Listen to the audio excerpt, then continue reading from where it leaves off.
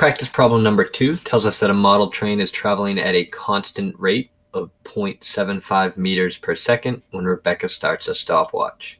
It says create a graph that represents the relationship between t, and t is going to be the amount of time since Rebecca started her stopwatch, and d, which is going to be the total distance traveled. So again, our job, they're asking us as we find the question first to create a graph, and I'm going to highlight that whole part of the question.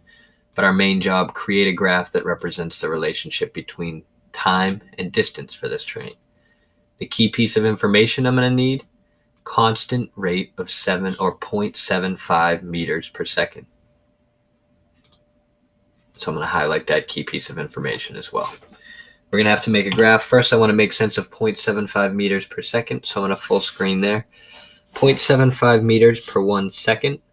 That's the same thing really as if we multiplied it by 100, we could think 75 over 100, 75 meters every 100 seconds. If we multiply this both by 100, move the decimal 2 to the right. I knew that was the same thing as 3/4, the fraction. So that kind of helped me recognize if we multiply the top and bottom by 4, that can eliminate our decimals. We know we're going 3 meters every 4 seconds. You could have simplified this ratio up here to 3 meters every 4 seconds too. But knowing this fact, that 0.75 meters per 1 second is the same thing as 3 meters for every 4 seconds, use the unit rate into a more sensible rate of change, is going to help me graph a bit more.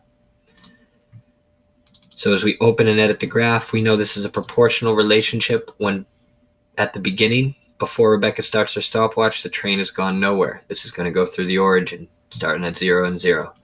Constant rate of change, we're going to get 3 meters, a distance of 3 meters for every 4 seconds. So I'm going to plot that next point right here, 3 meters every 4 seconds. And for our last point, we're also going to go ahead and plot that 3 meters every 4 seconds. It would keep going. So as we get to 6 meters, that would take 4 more seconds. And now we can see the line through which our proportional relationship needs to pass.